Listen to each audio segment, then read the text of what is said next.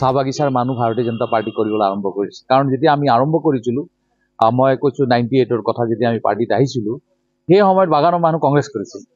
কিন্তু এতিয়া বাগানৰ মানুহ কংগ্ৰেছ এৰি এতিয়া ভাৰতীয় জনতা পাৰ্টি কৰিছে, আৰু গোটেই অসমত এতিয়া বাগানত ভাৰতীয় জনতা পাৰ্টিক ভাল পায়। কাৰণ UPPL কেণ্ডিডেট অৰ্থাৎ NDAৰ কেণ্ডিডেটটো এবাৰ জিকিব জয়ন্ত। কাৰণ হীৰা হৰণীয়া তেওঁ নিজে জানে যে কেছ থকাৰ কাৰণে তেওঁ এবাৰ থিয় হ'ব নোৱাৰিলে, আৰু তেওঁৰ যিটো কেণ্ডিডেট একেবাৰে দুৰ্বল কেণ্ডিডেট। সেইকাৰণে আজি মুখ্যমন্ত্ৰী ডাঙৰীয়াই হীৰা হৰণীয়াক এটেক কৰা নাই, তেওঁ হাগ্ৰামাক এটেক কৰিছে। কাৰণ হাগ্ৰামাৰ লগতে আমাৰ কণ্টেষ্টটো হ'ব, আৰু নিশ্চয় আমি বহুত ভোটৰ ব্যৱধানত এই লোকসভাটো আমি জিকিম। আৰু ইতিমধ্যে আপুনি গম পাইছে, আমি 14টা চিটৰ ভিতৰত আমি অসম গণ পৰিষদক এটাই এৰি দিছোঁ, দুটাই এৰি দিছোঁ, বৰপেটা আৰু ধুবুৰী, আৰু UPPLক আমি এই চিটটো এৰি দিছোঁ।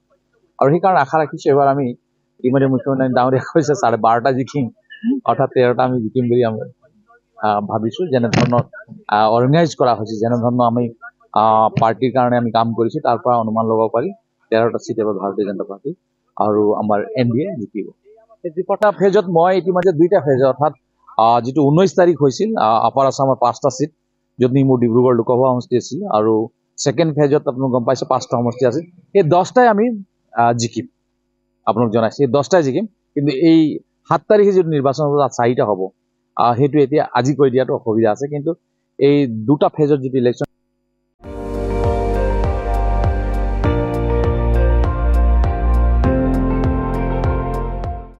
আপুনি চাই আছে ND24, সৰ্বশ্ৰেষ্ঠ নহয় সৰ্বোত্তমৰ দৌৰ।